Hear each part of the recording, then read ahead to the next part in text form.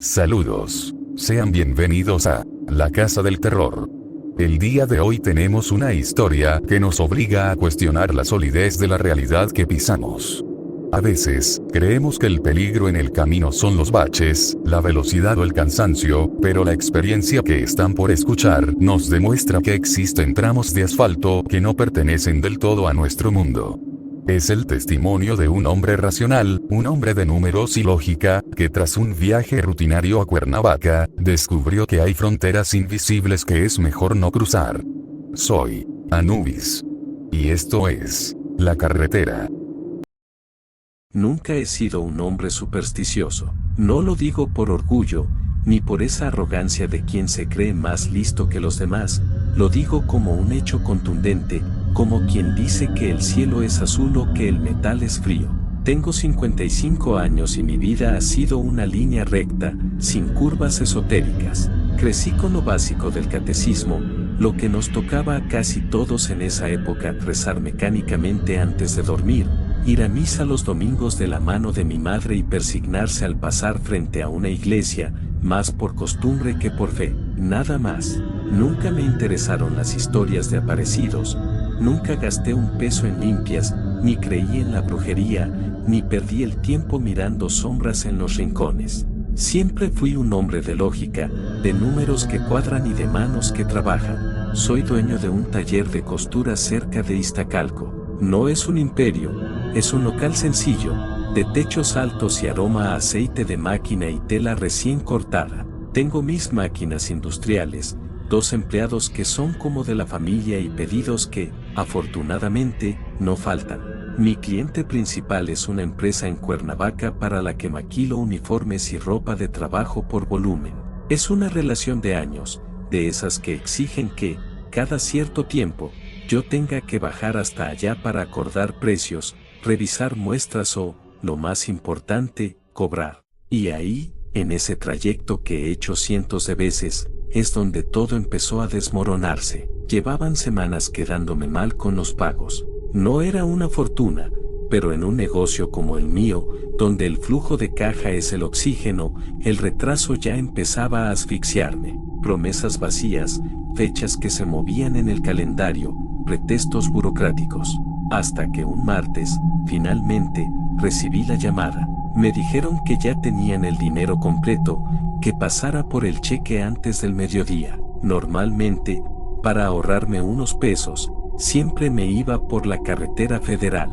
Es más lenta, más vieja y está llena de baches, pero no tiene peaje. Me la sabía de memoria, cada puesto de comida, cada curva cerrada, cada tope. Era predecible, pero ese día, algo era distinto. Me sentía agotado. El estrés de las deudas y los pedidos atrasados me tenía los nervios de punta. Solo quería ir, cobrar y regresar a mi taller lo más rápido posible, sin perder un solo minuto. Cometí el primer error, decidí tomar la autopista México-Cuernavaca. Salí de la colonia Cuauhtémoc muy temprano, cuando la ciudad aún es un cadáver que empieza a desperezarse. El cielo no era negro, era de un gris plomizo, pesado, de esos días en los que el aire parece cargado de agua pero la lluvia nunca termina de caer. El tráfico era el habitual, una procesión de luces rojas y blancas, nada que me hiciera sospechar que ese viaje sería el último que haría con la mente tranquila. Al principio, todo transcurrió bajo la normalidad más absoluta. Tenía el radio a volumen bajo, el café caliente en el portavasos y la mente puesta en las facturas que debía pagar. Pero hay un punto exacto en esa carretera, pasando las últimas luces de la mancha urbana, donde el ambiente da un vuelco. No sabría decirles el kilómetro exacto, pero se siente en la piel. El aire se vuelve más denso, como si entraras en una habitación donde alguien acaba de dejar de gritar. El sonido del motor se vuelve opaco, sordo. La primera señal fue el radio. No fue la interferencia clásica, ese ruido blanco que todos conocemos. Fueron silencios, cortes secos, quirúrgicos, como si una mano invisible apagara y encendiera el equipo por fracciones de segundo. Cambié de estación, buscando alguna señal clara de la ciudad, pero el fenómeno se repetía en todo el dial. Silencios rítmicos, fríos. Terminé por apagarlo. El silencio que inundó la cabina fue peor, era un vacío que parecía presionar mis oídos. Luego vino la segunda señal, la percepción del tiempo. Es una sensación difícil de describir si no la has vivido. Miré el reloj del tablero, marcaba las 6:12 de la mañana. Me concentré en el camino, en las líneas blancas que eran devoradas por mis neumáticos, sintiendo que avanzaba a una velocidad considerable. Después de lo que me parecieron 20 minutos de trayecto, volví a mirar el reloj. Solo habían pasado 4 minutos. El segundero parecía arrastrarse con una pesadez antinatural. Mi lógica me decía que era el cansancio, que el cerebro engaña cuando uno está bajo estrés, pero mi cuerpo sabía que algo en el ritmo del mundo se había roto. Y entonces ocurrió aquello que clasifiqué como un evento tonto, pero que me dejó un nudo en la garganta. En la distancia, bajo la luz mortecina del amanecer, vi a una mujer parada en el acotamiento. No estaba pidiendo aventón, no hacía señas, no caminaba. Estaba simplemente allí, de pie sobre la grava, con un vestido claro que parecía no moverse a pesar del viento que levantaban los camiones al pasar. Tenía el cabello largo, oscuro, cayendo sobre sus hombros como una cortina. Lo que más me inquietó fue su inmovilidad absoluta. No volteó a ver el coche, sus ojos parecían fijos en un punto invisible del bosque que bordea la carretera. La pasé de largo en un par de segundos. Traté de no darle importancia. ¿Alguna mujer esperando a alguien?, me dije.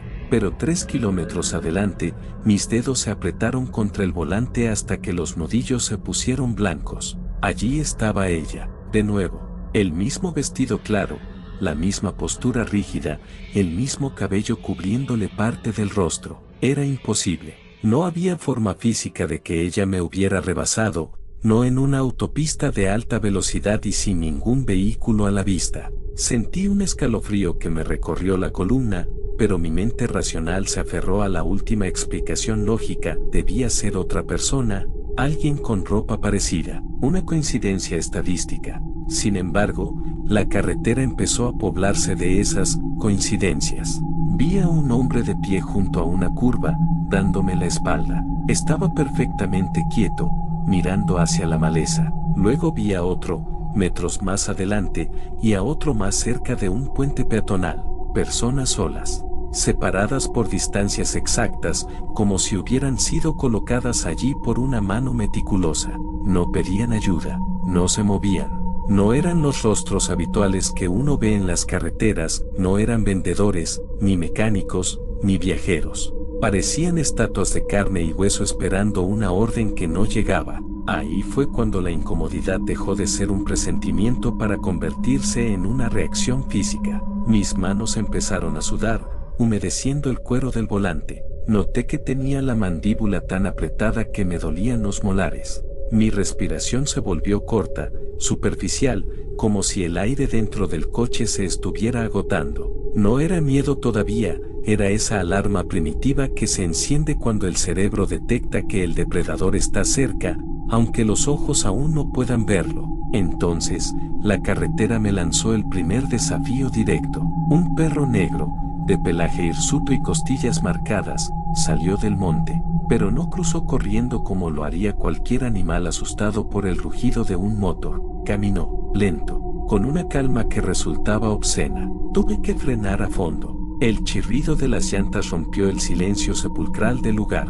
El perro se detuvo justo frente al cofre de mi coche. Se quedó allí, de perfil, y luego, con una lentitud calculada, giró la cabeza para mirarme. No me miró como un perro mira a un conductor a través del cristal.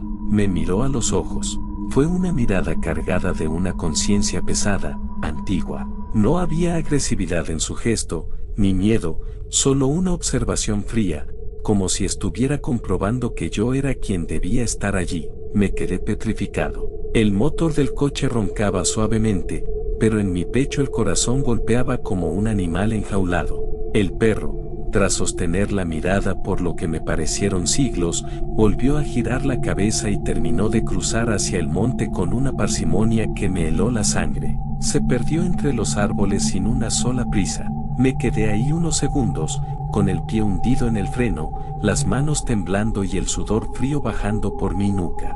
estoy cansado, repetí en voz alta para romper el silencio. Son solo las luces, el estrés de las deudas, nada más.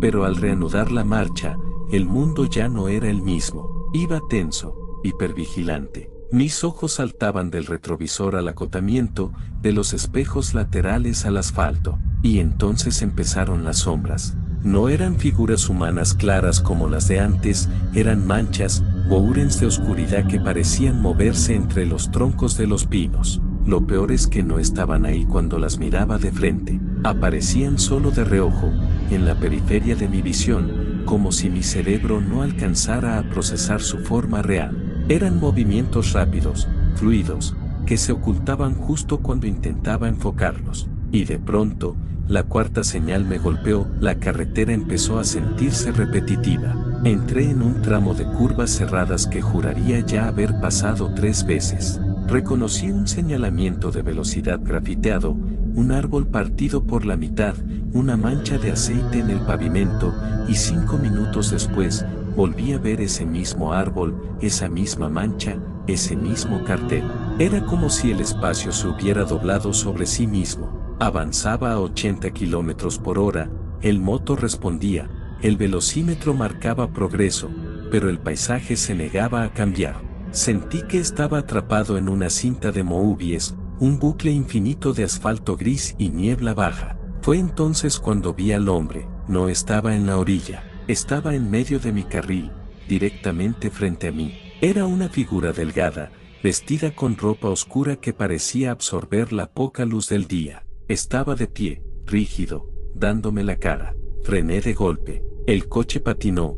El olor a caucho quemado inundó la cabina y el vehículo se detuvo a escasos metros de donde debería estar el cuerpo. Me quedé sin aire, esperando el impacto que no llegó. Al levantar la vista, el carril estaba vacío. No había nadie. No había rastros de pisadas, ni movimiento en el acotamiento, nada más que la carretera extendiéndose solitaria hacia la bruma. Pero yo lo vi. No fue una alucinación borrosa provocada por el cansancio, fue una presencia sólida, una masa con volumen y peso que me miraba con una fijeza que no pertenecía a este mundo. Ahí fue cuando el miedo cambió de naturaleza. Ya no era inquietud, era terror racional.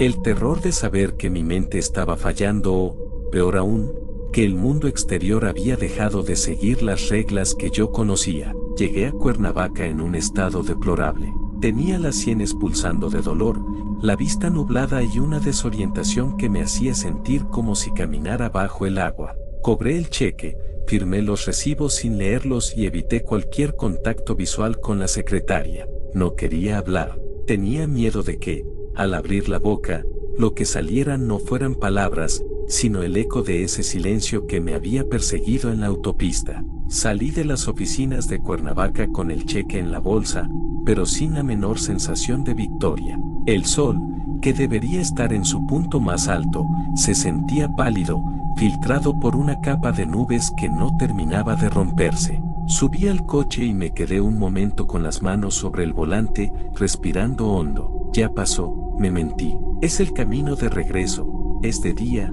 hay más gente. Pero el regreso fue, sin duda alguna, mucho peor. Ya no vi figuras claras en el acotamiento. El horror había mutado. Ahora eran reflejos. Cada vez que miraba por el espejo retrovisor, sentía una punzada en la nuca. No era que viera a alguien nítidamente sentado en el asiento trasero, era la certeza de que el espacio detrás de mí ya no estaba vacío. Veía sombras rápidas en los cristales laterales, manchas oscuras que se deslizaban por el vidrio como si algo estuviera pegado al exterior del coche, moviéndose a mi misma velocidad. Miraba el espejo constantemente, obsesivo, buscando confirmar lo que mis sentidos me gritaban. Nada. El asiento seguía ahí, con mi chaqueta doblada, pero la sensación de una presencia física, de un aliento frío rozándome el cuello, no se iba. La carretera se volvió un túnel de repeticiones y silencios. El motor rugía, pero el sonido parecía venir de muy lejos, como si una campana de vacío hubiera descendido sobre el auto. Empecé a notar que los otros vehículos que me rebasaban o que venían en sentido contrario no tenían conductores visibles. Eran máquinas moviéndose solas, cascarones de metal que cortaban el aire sin dejar rastro de humanidad. No había música, no había voces, solo el zumbido de los neumáticos sobre el asfalto. Desde ese día, algo en mi arquitectura interna se rompió. No volví a manejar igual. No he vuelto a pisar esa autopista ni por error. Me cuesta horrores conciliar el sueño, y cuando lo logro, el descanso es una trampa.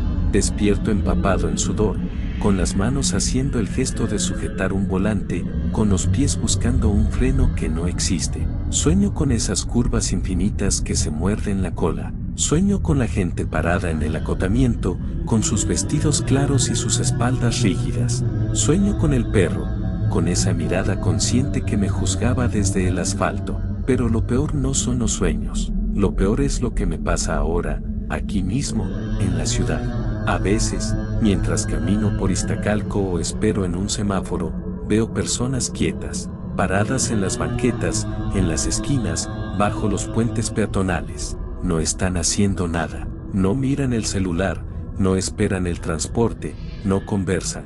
Solo están ahí, estáticas, mirando hacia la nada o hacia el flujo del tráfico. Y por un solo segundo que me corta la respiración, siento exactamente lo mismo que sentí en esa carretera. La misma presión opresiva en el pecho. La misma certeza ilógica y aterradora de que lo que estoy viendo no es una persona normal. Es como si fueran otra cosa usando una forma humana, un disfraz que les queda ligeramente grande o pequeño. Como si fueran marcadores colocados en el mapa de mi realidad para recordarme que crucé una línea que no debía. Nadie de esas figuras en la carretera me pidió ayuda. Nadie me habló. Nadie intentó detenerme con un gesto o un grito. Simplemente estaban allí, como boyas en un océano de asfalto, marcando una ruta que no figuraba en mis mapas. Como si yo hubiera entrado accidentalmente en un lugar que no estaba diseñado para los ojos de los vivos. Como si hubiera cruzado una frontera invisible, una membrana delgada que separa nuestra rutina de algo mucho más vasto y silencioso. Desde entonces, manejo lo menos posible.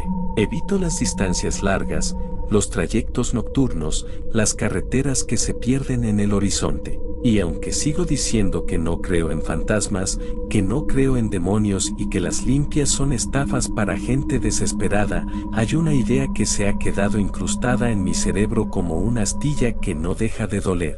Es la idea de que hay caminos que no están hechos solo para nosotros. Que existen rutas, antiguos senderos ahora pavimentados, que pertenecen a una lógica que no es la nuestra, y que a veces, por un error de cálculo, por un descuido del destino o por un simple golpe de cansancio, nos metemos en ellos sin darnos cuenta. Y cuando eso sucede, algo nos ve pasar.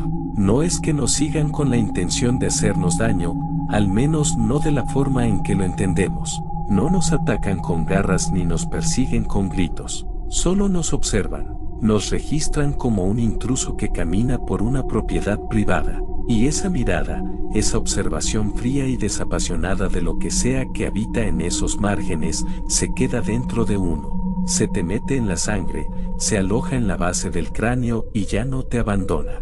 A veces, cuando el taller se queda en silencio y solo escucho el goteo de una llave o el crujido del metal enfriándose, me pregunto si realmente salí de esa carretera.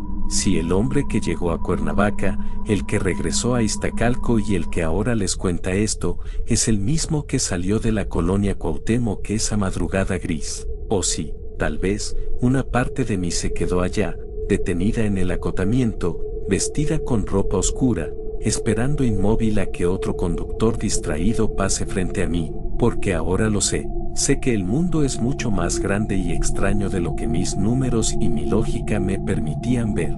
Y sé que, en algún lugar de la autopista México-Cuernavaca, hay una mujer con un vestido claro y un perro de mirada humana que todavía están esperando. No a que los ayuden, sino a que alguien más los reconozca. Tengan cuidado con los desvíos. Tengan cuidado con las carreteras que parecen repetirse. Porque una vez que entras en esos caminos, aunque logres salir físicamente, una parte de ti siempre se queda manejando en la oscuridad. Y lo peor de todo, lo peor es que ahora, cuando miro a la gente en la calle, Ya no puedo estar seguro de quienes están realmente vivos y quienes son solo señales en mi propio y solitario camino. Si alguna vez te has sentido observado mientras conduces por una carretera solitaria, o si has sentido que el tiempo se estira de forma inexplicable entre un kilómetro y otro, quizás no sea solo el cansancio.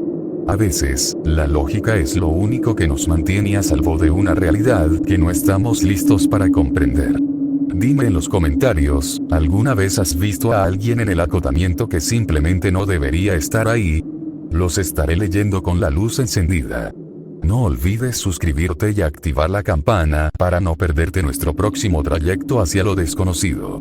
Recuerda que, a veces, el camino de regreso no es el mismo por el que llegaste. Soy Anubis. Y esto fue La Carretera. Buenas noches, y buen viaje.